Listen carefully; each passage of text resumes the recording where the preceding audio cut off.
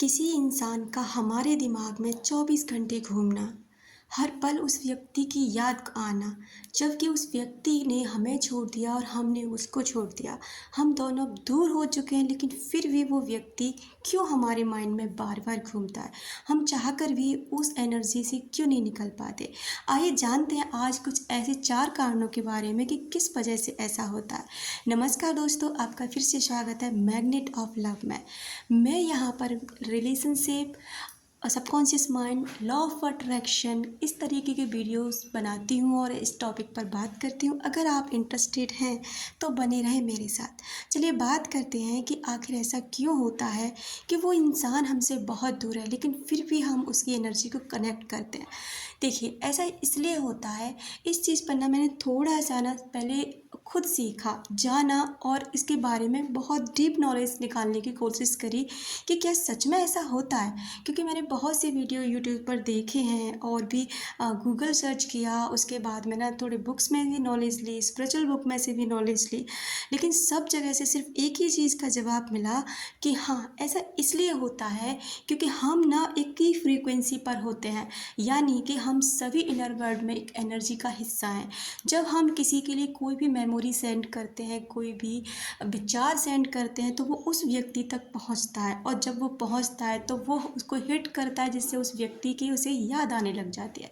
पहला साइन तो यही कहता है कि जब अगर आपका किसी से झगड़ा हो गया और बिना कुछ कहे सुने आप दोनों अलग हो गए और आपकी बात नहीं हुई, तो वो जो बातें हैं ना आपके अंदर वो चलती रहती हैं और आपका सबकॉन्शियस माइंड ना खुद ही बात करता रहता है, जिससे क्या होता है ना कि वो व्यक्ति आपके अंदर से नहीं निकल पाता।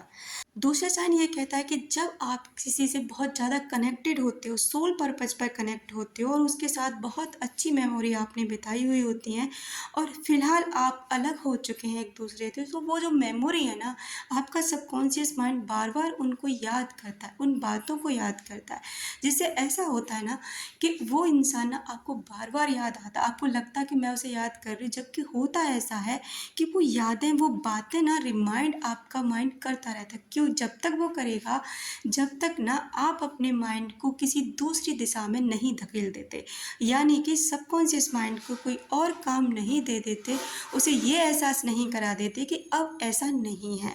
उसका तीसरा कारण ये होता है कि अगर कोई आपको मैनिफेस्ट कर रहा है, यानी कि आपको लव वाइब्रेशन सेंड कर रहा है और आपके लिए ना हमेशा पॉजिटिव विचार सेंड कर रहा है, तो आपको वो व्यक्ति मिस आता रहेगा, यानी आप उसको मिस करते रहेंगे, आप उसकी यादों से नहीं छूट पाएंगे, क्योंकि इस ब्रह्मांड में एक फ्रीक्वेंसी है और जिस वजह से हम सभी ना एक दूसरे से कनेक्ट हो जाते हैं। जो भी चीज़ हमारे लिए भेजी जाती है या हम किसी के लिए भेजते हैं, तो वो एक दूसरे को हिट करती है, जिससे ना हमें एक दूसरे की याद आ जाती है। उससे बाद में ना चौथा साइन ये कहता है, चौथा कारण ये होता है कि अगर आप ना किसी इंसान से दूर हो चुके हैं, आपने बहुत क्वालिटी टाइम बिताया, बहुत कुछ अच्छा समय बीता, अब आपने ना एक दूसरे को अलग हो गए कि अब हम साथ नहीं रह सकते, बिल्कुल आर्ग्यूमेंट्स के साथ हुए हों, किसी भी वजह से साथ नहीं रहे हों और अब नो कॉन्टैक्ट जोन में है। लेकिन अगर वो व्यक्ति, आप एक व्यक्ति एक दूसरे में से कोई भी एक व्यक्ति को उसे याद करेगा ना, तो दूसरे व्यक्ति को भी उसकी याद आएगी ही आएगी। यानी कि आप कह सकते हैं कि एक व्यक्ति याद नहीं करता, जब दोनों व्यक्ति एक दूसरे को याद, तो एक दूसरे के माइंड से एक दूसरे को नहीं निकाल पाते हैं। इन्हीं वजहों से ऐसा होता है कि हम एक दूसरे को मिस करते रहते हैं।